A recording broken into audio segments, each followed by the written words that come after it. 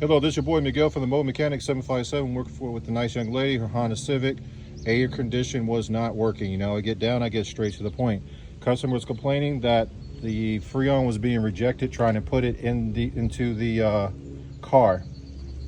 This is an old type can that needs a tap.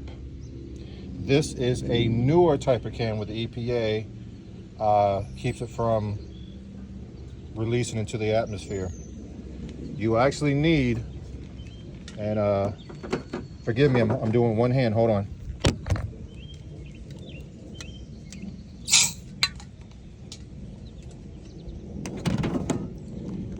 You need this type with a piercing that pierces it and then it reseals itself. This will be in the description. Also, the customer didn't have any Freon in the car, so I came by and put some Freon on it, and now I'm looking for leaks. And one of the things that I do, and this will be in the description, the one you need for these newer type cans. Also, if you want to save the best money and where to get the Freon at, go to Walmart. They're only 10 bucks. Point blank, 10 bucks. All day, all night. Even the small grocery stores of Walmart, the neighborhood ones, have it in there, by the way. So anyway, I've been letting this sit for literally almost 20 minutes, and I'm looking at the needle. What I'm actually doing, and this is going to be in two parts, I'm actually going to see if there's any leaks by just the pressure itself, due to the fact that the needle should move this way. If you have a big leak, the needle's going to move this way. But if the needle barely moves, it's going to be a very small leak. As the car ages, you're going to have a small leaks. It's just the way it is. If you have a big leak, you got to get that fixed immediately. If it's a small leak, you got to get it fixed. But you can recharge and do whatever you have to do. But either way, you got to get both of those fixed. But we're talking about major leaks. So right now, there's no major leak. Also, people do not understand this gauge. This is a DIY gauge. I have my professional gauges, but we're using a DIY gauge because I'm trying to do something you guys would be doing yourself and would have at your own home. Pay attention to these numbers, 40, 60, etc., etc. You need to look up the ambient temperature, which is what's outside. The pressure and ambient temperature goes hand in hand. Again, the ambient temperature, the outside temperature, goes hand in hand with this pressure.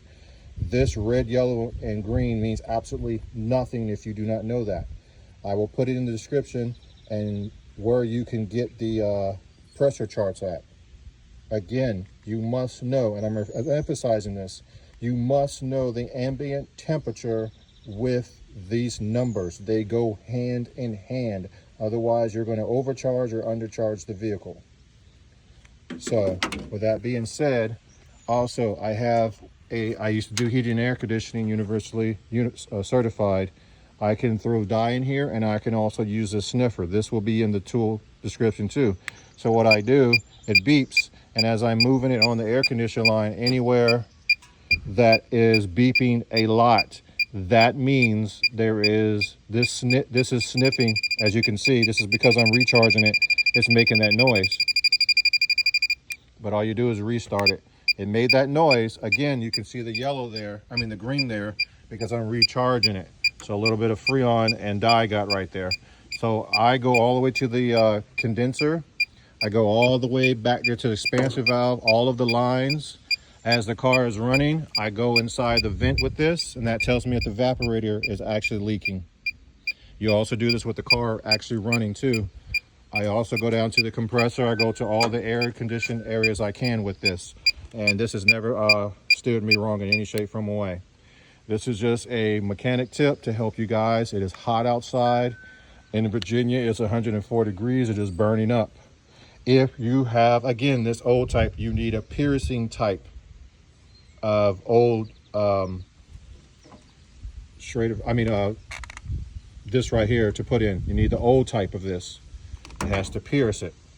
With these new cans, and all you have to do is look inside, you have to have this. This will be in the description. But that is, it's going to pierce it, and then when it releases it, it's going to reseal itself. Otherwise, the one you're using for the piercing will never pierce this, and you're going to keep pressing. Another issue people have is the big cans like this have a plastic thing on it and this on top of it.